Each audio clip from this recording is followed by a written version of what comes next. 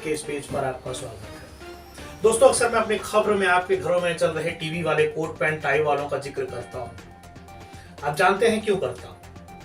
क्योंकि इस देश में और विदेशों की रिपोर्ट मंगाई जाए तो उसमें यह कहा जा रहा है इंडियन मीडिया ने अपना वजूद बदल दिया है।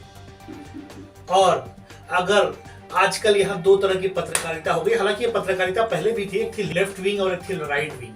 जो सरकार के साथ होते हैं वो राइट विंग कहलाते हैं, और अगर सरकार के विरोध में बोल दिया जाए तो वो लेफ्ट विंग वाले हो जाते हैं।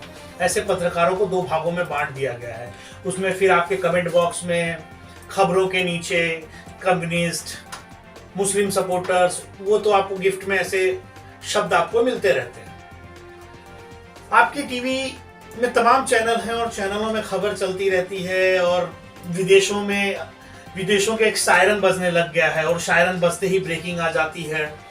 कोट पैंट टाई के बड़े पत्रकार आपको ब्रीफ देने लगते हैं, बड़ी बड़ी ग्राफिक्स लगी होती है, खबर दिखाई जाती है। खबरों का वजूद और वास्तविकता क्या है आपको भी आगे पता चलेगा मेरे इस वीडियो में कि ये बातें आज मैं क्यों कर रहा हूँ। ये बात करते हुए ये देखने का ये सबसे निचला स्तर है इस दौर में जो पत्रकारिता चल रही है, शायद ये निचले स्तर की पत्रकारिता चल रही है पूरे देश में। उसके लिए जिम्मेदार अगर कोई है तो वो आपका टीवी चैनल है।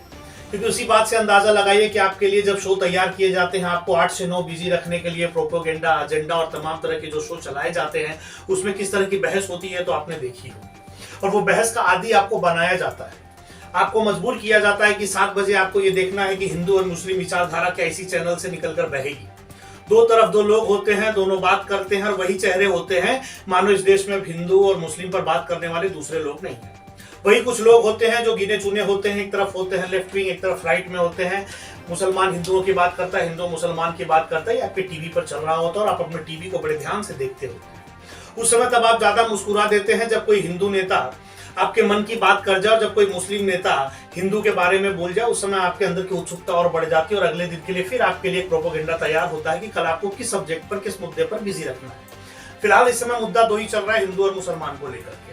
तीसरा मुद्दा इस देश में अब रहा नहीं, इस देश में शिक्षा का मुद्दा रहा नहीं, इस देश में व्यापार का मुद्दा रहा नहीं, इस देश में गरीबी का मुद्दा रहा नहीं, इस देश में अनएजुकेशन मुद्दा नहीं रहा। इस समय के दौर में मुद्दा चल रहा है तो वो सिर्फ चल रहा है हिंदू और मुसलमान का। और आपको भी गर्व करना चाहिए कि आप भारत में हैं, तो आप ये डिसाइड कीजिए कि आपको हिंदू की तरफ रहना है कि मुसलमान की तरफ। खैर, आप जिस धर्म जाति से आते हैं उसे फेस करना है, उस बारे में इस तरह की कोई भी बात इन डेप्थ नहीं करेगा, लेकिन आप सोचिए कि इस देश की पत्रकारिता इस दौर में कहाँ जा रही है। आइए, आपने अपने टीवी स्क्रीन पर सुना है क्या, एक लाइन चलती है कि पूछता है भारत कि कौन सा भारत है, कौन सा भारत पूछता है। ये वो भारत है जिसमें 125 करोड़ रुपए लगाए गए हैं, ये वो भारत पूछता है। जिस दिन 125 करोड़ आबादी वाला भारत पूछने शुरू कर देगा, उस दिन यहाँ के देश के पत्रकारों को आवाज नहीं निकलेगी कि वो जवाब क्या दे इस देश को। ये वो भारत है जो पूछता है। भारत का जो चैनल है वो 125 करोड़ रुपए इन्वेस्टमेंट वाला भारत पूछ रहा है, इस देश का भारत नहीं पूछ रहा है। ये भारत नहीं पूछता है, वो एक स्टूडियो है, वहां से आवाज आती है और वो लोग पूछते हैं। उनके लिए भारत मानो उनका चैनल हो। खैर, अब मैं आपको बताऊं कि एक मामला था 2020 का। अनिल मुसरत एक बिजनेसमैन, व्यापारी है, जिसे पाकिस्तान से लेकर विदेशों तक उसका व्यापार फैला हुआ था। फिर उसके बारे में अचानक हिंदुस्तान का एक चैनल, जिस पत्रकार का नाम लूं, चैनल का नाम रहना बेहतर नहीं होगा, उस पत्रकार का नाम है अर्णब गोस्वामी। हमेशा अपनी सुर्खियों में रहते हैं, अपने शब्दों में रहते हैं और कहीं कहीं चटुकारिता की पराकाष्ठा पर वो बैठ जाते हैं, वो आपने देखा होगा। अनिल मुसरत को इन्होंने पाकिस्तानी एजेंट बना दिया, अनिल मुसरत को इन्होंने आतंकवादी संगठन से जोड़ दिया। अनिल मुसरत मानो दुनिया का सबसे बड़ा आतंकवादी हुई, इस चैनल ने उनकी व्याख्या कर दी। इस बात का टेलीकास्ट जब इंग्लैंड में हुआ, यूके में, जब विदेशों में हुआ, ब्रिटिश कंट्री में हुआ, इस बात ने मामला गर्म हो गया। मामला गर्म होने के बाद अनिल मुसरत ने कोर्ट का दरवाजा अख्तियार किया।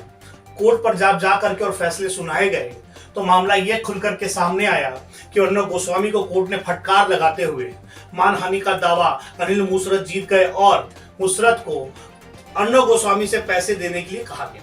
कुछ पैसे, कुछ कोर्ट ने एक फी अर्णब गोस्वामी को देने के लिए कही है, लगभग 37 लाख रुपए। अमाउंट, जो पैसे की रकम है, ये उधर उधर हो सकती है, लेकिन कोर्ट ने यह कहा कि आपके पास ऐसा कोई सबूत, ऐसा कोई एविडेंस नहीं है जिस पर आप अनिल मुसरत को यह बताएं कि वो पाकिस्तानी एजेंट है या पाकिस्तानी आतंकवादी है, आईएसआई से उसे मिलने के कोई संबंध नजर आ रहे हो।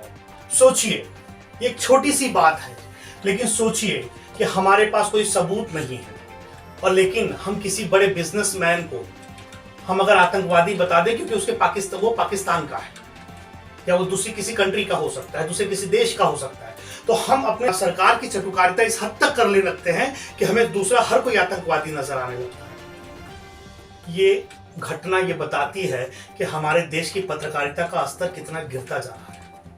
यही स्टूडियो से चिल्ला चिल्ला कर जब आप पूछते हैं कि भारत, और जिस दिन भारत ने पूछना शुरू कर दिया ना, उस दिन आप लोगों का हश्र क्या होगा ये सोचिए और बदलिए अपनी जबान को, वास्तविक पत्रकारिता कीजिए ताकि देश आपको सलाम करे। नमस्कार, देखते रहिए इन डेप्थ।